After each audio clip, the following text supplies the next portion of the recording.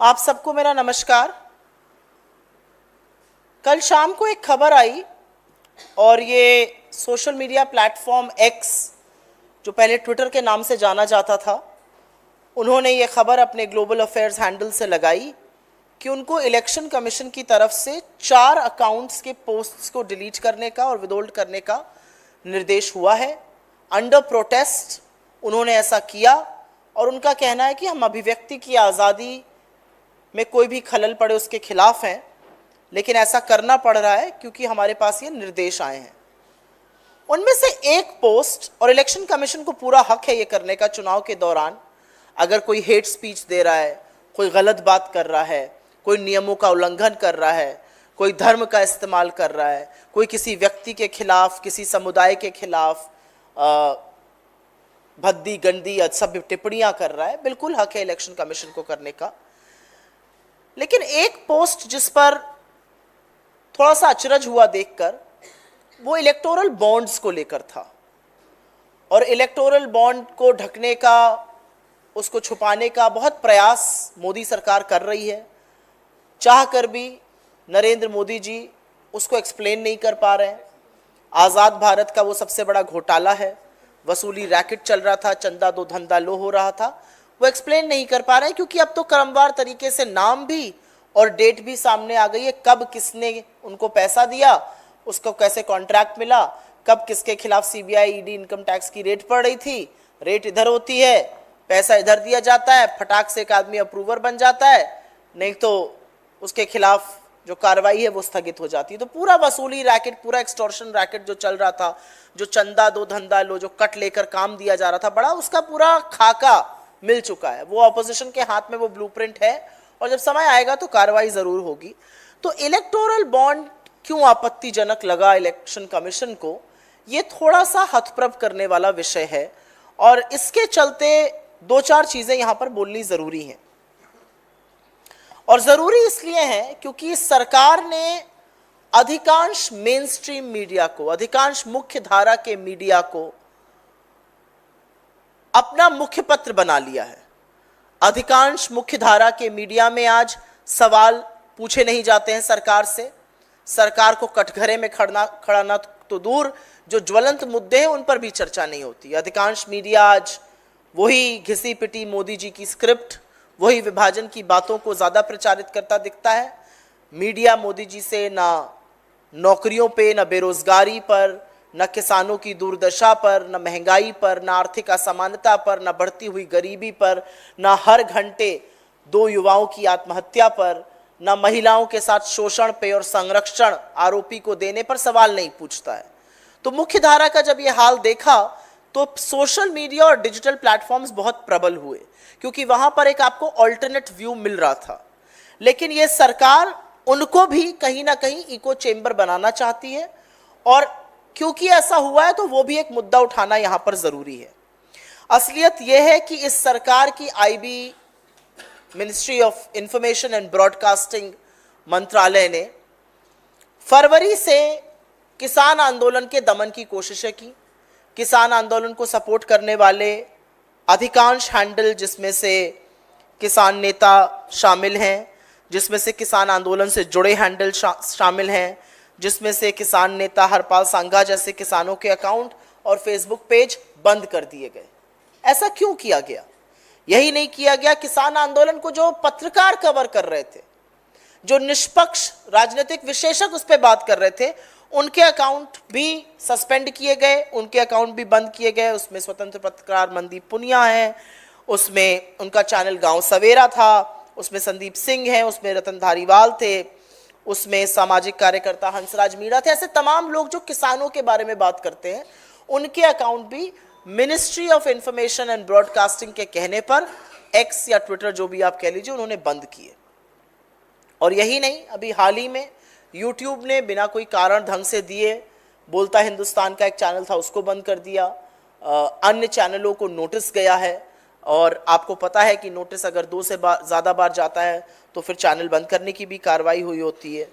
और यही नहीं, सबसे दिक्कत तलब बात और सबसे परेशान करने वाली बात है कि अब मुद्दे विशेष को देख के कार्रवाई हो रही है। अगर ईवीएम वीवीपैट को लेकर वीडियो बनाया जा रहा है तो यूट्यूबर्स के पास सिर्फ नोटिस ही नहीं जा रहा है, उनके पास मोनेटाइजेशन के साधन बंद कर दिए जा रहे हैं। जो यूट्यूबर हैं वो व्यूज के आधार पर, रीच के आधार पर एक वीडियो से कमाते हैं। तो अगर ईवीएम और वीवीपैट के मुद्दे वो लोग उठा रहे हैं तो वही बंद कर दिया जा रहा है। ऐसा क्यों हो रहा है? और ऐसा सोहित मिश्रा जी के वीडियो पर हुआ। उनके ईवीएम वीवीपैट से जुड़े 4 वीडियो को मोनेटाइजेशन बंद किया गया। स्वतंत्र पत्रकार व क्रिएटर मेघनाथ जी, उनके 4 लाइव स्ट्रीम वीडियो का मोनेटाइजेशन बंद किया गया। तो ये एक पैटर्न है, और पैटर्न ये है कि हर व्यक्ति जो सरकार के लिए क्रिटिकल होगा, जो सरकार से सवाल पूछेगा, जो असहज सवाल पूछेगा, जो इनकी कलई खोलेगा, जो इनके काले कारनामों में से पर्दा उठाएगा, जो इनके झूठ का पर्दाफाश करेगा, हर उस व्यक्ति को प्रताड़ित किया जाएगा। और एक यूट्यूबर के लिए प्रताड़ित करने का सबसे अच्छा तरीका है या तो चैनल बंद कर दो या मोनेटाइजेशन बंद कर दो। तो आप लगाते रहिए अपने वीडियो तड़ा, लेकिन जब आपका आय का साधन ही बंद हो गया तो मतलब क्या उन वीडियोस का? और ऐसा क्यों हो रहा है ये बहुत जरूरी है जानना। ऐसा इसलिए हो रहा है क्योंकि मुख्य धारा के मीडिया को तो कंट्रोल कर लिया, लेकिन alternate media platforms, YouTube channels, digital platforms, स्वतंत्र विश्लेषक, स्वतंत्र पत्रकारों को कंट्रोल नहीं कर पा रहे हैं। तो जो चरण वंदन वहां पर दिन भर मोदी मोदी मोदी मोदी मोदी मोदी होता है, वो यहां पर भी हो, इसलिए ये किया जा रहा है। और ये तब हो रहा है जब इंडियन आईटी एक्ट के रूल्स 2021 के 2 क्लॉजेस को मद्रास हाईकोर्ट ने स्टे किया है। और ये जो रूल्स हैं ये हिंदुस्तान के तमाम न्यायालयों में लंबित हैं, इस पर बहस चल रही है, विचाराधीन है। तो सरकार ऐसा क्यों कर रही है? और थोड़ी सी एक दिक्कत तलब बात यह है कि ministry of information and broadcasting लिख कर भेजती है सरकार प्लेटफॉर्म्स को कि फलाना प्लेटफॉर्म बंद कर दो, ढिमकाना बंद कर दो, किसी का हैंडल बंद कर दो, किसी का हैंडल चलने दो। वो खुद अपनी आय का स्रोत नहीं बता पा रहे हैं। अब सीबीडीटी जांच कर रहा है हमारी कंप्लेंट पर। तो इस बात पर चिंता है, और चिंता इसलिए है क्योंकि कहीं ना कहीं ये विषय शैडो बैनिंग का है, ये विषय सप्रेशन का है, ये विषय रीच खत्म करने का है, ये मोनेटाइजेशन खत्म करने का है। ये कहीं ना कहीं लोगों को एक संदेश देने का है कि अगर आपने असहज सवाल पूछे तो आपकी आय के साधन पर प्रहार होगा, आपके बोलने पर प्रहार होगा। आप अगर ट्विटर पे, एक्स पे, फेसबुक पर लिख रहे हैं, आपके पेजेस को, आपके हैंडल्स को बंद कर दिया जाएगा। और ये तब हो रहा है जब प्लेटफॉर्म्स अंडर प्रोटेस्ट ये कह रहे हैं कि ऐसा करना ठीक नहीं है। तो मेरे हिसाब से ये बहुत बड़ी बात है। कांग्रेस की सोशल मीडिया और डिजिटल प्लेटफॉर्म्स की हेड होने के नाते ये बात आपके सामने करनी विशेष रूप से ज़रूरी थी। और हम आशा करते हैं कि सरकार समय रहते चेतेगी और लोकतंत्र को जीवित रहने देगी। कितनी हत्या करिएगा लोकतंत्र की, कितना शनै शनै मारिएगा लोकतंत्र को, कितने लोगों को चरण चुंबक बना लीजिएगा। एक है तो आपके पास पूरी फौज चरण चुंबकों की, उसी से खुश रहिए, दूसरी और क्यों बनाने ऐसी चीजें। तो मेरा अपना मानना है कि इलेक्शन कमीशन के पास पूरा अधिकार है और इलेक्शन कमीशन को बिल्कुल हर उस काम में जहां पर चुनाव के नियमों का उल्लंघन होता है, जहां पर आचार संहिता का उल्लंघन होता है, एक्शन लेना चाहिए। लेकिन यह एक्शन अगर इलेक्टोरल बॉन्ड जैसे इशू पर लिया जाएगा तो थोड़ा सा चिंता होगी, थोड़े से सवाल उठेंगे। इलेक्टोरल बॉन्ड वो इशू है, आपको याद होगा जब हम इलेक्टोरल बॉन्ड पर चंदा दो धंधा लो का एक ऐड निकालना चाहते थे, जब हम आपके साथियों को, मीडिया के साथियों को पैसा देकर न्यूज़पेपर्स में ऐड छपवाना चाह रहे थे, तब भी उन्होंने मना कर दिया था कि हम ये ऐड नहीं छाप सकते क्योंकि आका को नाराज करना उनके बस की बात नहीं थी। तो ऐसे में स्वतंत्र पत्रकारिता बची रहे, मुद्दों पे बात करने वाले लोग बचे रहें, इसलिए ज़रूरी है कि इस मुद्दे को उठाया जाए। I will very briefly raise this issue in a statement in English, in a very disturbing statement that we read on Twitter, which is now called X last night. The platform clarified that the Election Commission had issued directives to delete certain posts from political platforms. One of those posts was about electoral bonds. I think the Election Commission is well within its rights. As an election regulator, the Election Commission, it's incumbent upon the Commission, it's incumbent upon those people to ensure free and fair elections happen. It also is incumbent upon them to ensure that whenever somebody breaches the Model Code of Conduct, they should be hauled up. And that includes hate speech, that includes religious references, that includes absolutely crass, vulgar statements. So which is why it's very surprising that the Election Commission chose to get a tweet deleted which raised the issue of electoral bonds. Why would they do that? One doesn't understand, but obviously electoral bond is an issue which makes the government extremely uncomfortable. The Prime Minister tried his best to explain it. He sounded not just defensive, he stopped making sense on electoral bonds. It's a fact of life that the whole blueprint of how people who donated through electoral bonds were the ones who were winning the big contracts.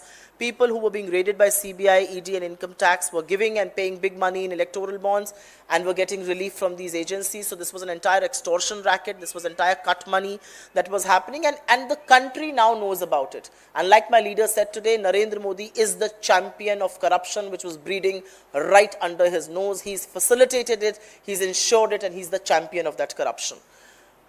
But I do want to raise a related point, and one has seen a pattern as far as social media platforms is concerned.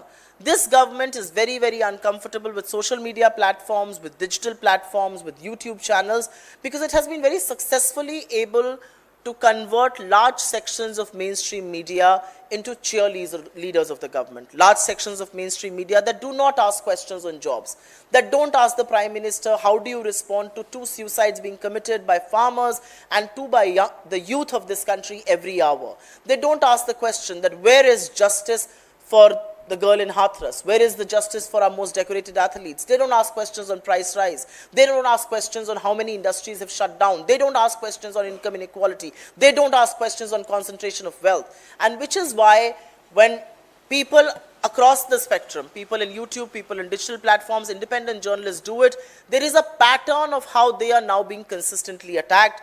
I have an entire list with me right here in February. It has happened in the past, but because it's recent, I'm bringing it to your notice and through you to the viewers. It was in February 2024 when the farm movement, the protest had just started. Multiple accounts related to farm movement, of farmer leaders, of associations that were raising the cause of farmers, of Mazdoor Morcha conveners, and of course of independent journalists covering the farm movement, whether it was Mandeep Punia or Sandeep Singh or Ratan Dhaliwal or Hansraj Meena or Gaon Savera. The pages, they were all restricted. They were either withheld or they were suspended, whether it was on Twitter or on Facebook. We saw a new pattern where the Ministry of Information and Broadcasting has suspended without reason a channel called Bolta Hindustan. A few other channels have got notices from the government, specifically from this department, the Ministry of Information and Broadcasting.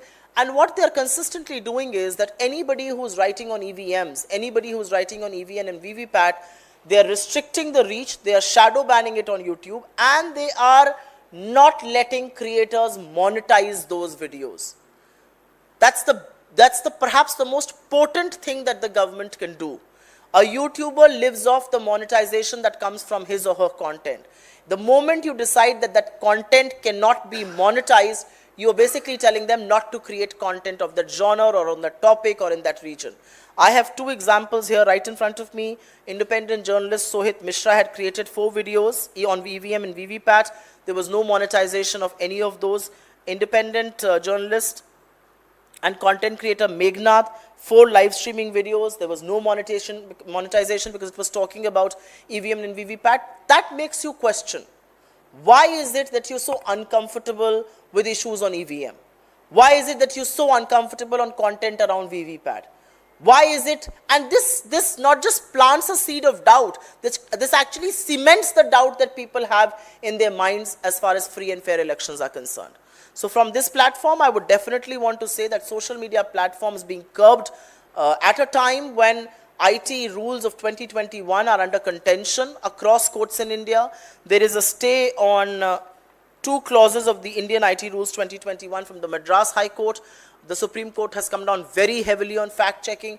I think the government of the day must do some soul-searching and realize, does suppressing these voices matter more than answering some very relevant, very important questions? That's not happening. I will take some of your questions. आपके सवालों का स्वागत है, लेकिन ये एक बहुत गंभीर मुद्दा है, गहन मुद्दा है, और ये मुद्दा कहीं ना कहीं निष्पक्ष पत्रकारिता, ऑल्टरनेट मीडिया जो सरकार की कलई खोलता है, ऑल्टरनेट मीडिया जो सच बयां करता है उस पर एक बहुत बड़ा प्रहार है। मुझे पता है आप में से बहुत सारे पत्रकार यहाँ पर जो बैठे हैं, जो बड़े बड़े चैनलों में काम करते हैं, आप अच्छी तरह से जानते हैं आपके चैनलों की एडिट मीटिंग्स में, आपके चैनल्स के शो पर क्या हो रहा है। आप ज़रूर निष्पक्ष पत्रकारिता सड़कों पर फील्ड में एज रिपोर्टर्स करते होंगे, लेकिन अंततोगत्वा चैनल उसका क्या करता है ये सबको पता है। एक एजेंडा तहत जर्नलिज्म जो चल रहा है उसका दूसरा पहलू ये है कि अगर आप इंडिपेंडेंट जर्नलिज्म को, अगर आप सवाल पूछने वालों को इस देश में बंद कर देंगे तो क्या ये देश भेड़ बकरियों का देश बनाने की मुहिम चल रही है। सवाल इस बात का है। आपके सवालों का स्वागत है।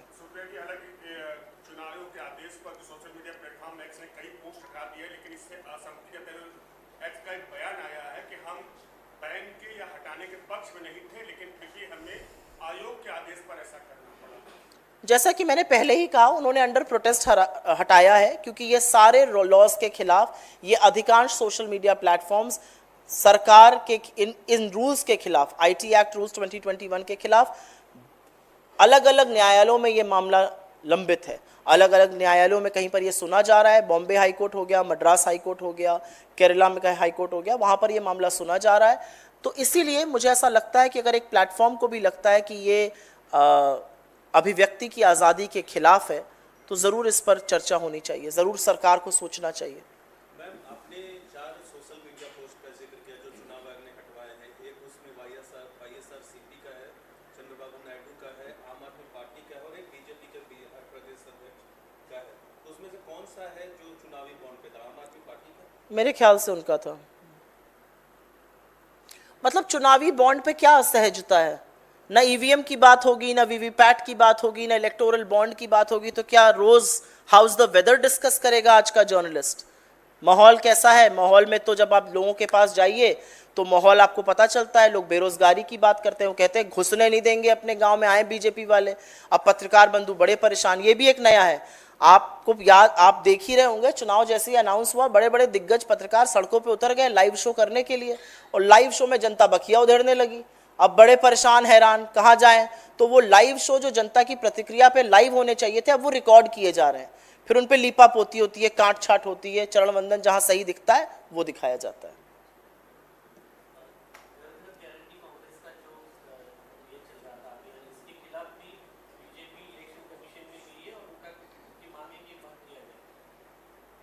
क्यों? इस देश के युवा को गारंटी नहीं मिलनी चाहिए नौकरी की?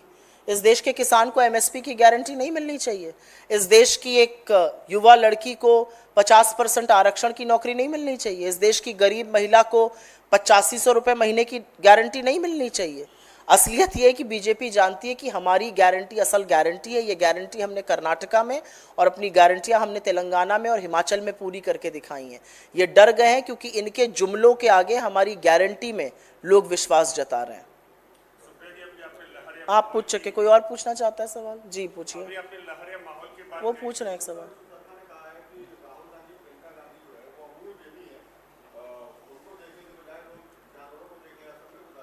आपको लगता है कि इस ऐसे भद्दे, अश्लील, दो कौड़ी के वक्तव्य पर मुझे काउंटर भी देना चाहिए? हेमंत बिस्व शर्मा के राज में असम की बेरोजगारी में जो बढ़त हो रही है, अगर वो उस पर ध्यान दे दें, अपने ट्विटर से हट जाएं थोड़ी देर के लिए, तो असम का भला हो जाएगा।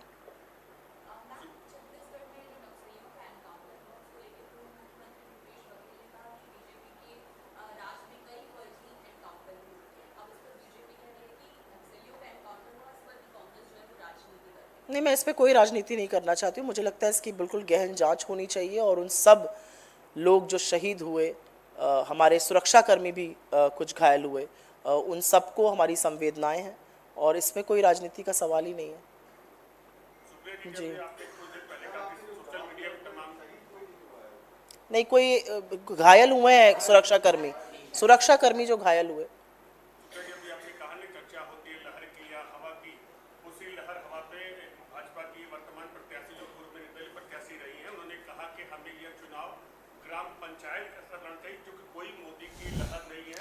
मोदी जी की बखिया तो उन्हीं के लोग खड़ी कर रहे हैं। कल मैं नागपुर में थी शाम को, और नागपुर तो भाई इन लोग का बड़ा गढ़ माना जाता है। नागपुर के लोग जिस तरह से आंदोलित हैं, उद्वेलित हैं और जिस तरह से सत्ता परिवर्तन की बात कर रहे हैं, सुन लीजिए, दिल्ली का मीडिया जो स्टूडियो से निकलता नहीं उसकी हवा टाइट हो जाए। असलियत यह है कि मोदी जी घबराए हुए हैं। जिन निर्दलीय प्रत्याशी की आप बात कर रहे हैं, जो इस बार निर्दलीय आप बीजेपी का दामन उन्होंने थाम लिया है, वो ऐसे ही थोड़ी करिए कोई मोदी लहर वहर नहीं है, काम करो। सारे प्रत्याशी ये कह रहे हैं कोई मोदी लहर नहीं है, लेकिन काम करो। काम करने के लिए जब जा रहे हैं, ये कोई अचंभा है कि जहां पर भाजपा के प्रत्याशी जाते हैं दौड़ा लिए जाते हैं। हंसराज हंस गए, वो दौड़ा लिए गए। अशोक तंवर गए, वो दौड़ा लिए गए। तमाम ऐसे सांसद हैं जिनको लोग अपने गांवों में घुसने नहीं दे रहे हैं। क्यों ऐसा हो रहा है? क्योंकि काम किया नहीं है और मोदी जी के पैरों के तले से जमीन खिसक चुकी है, ये जनता जानती है।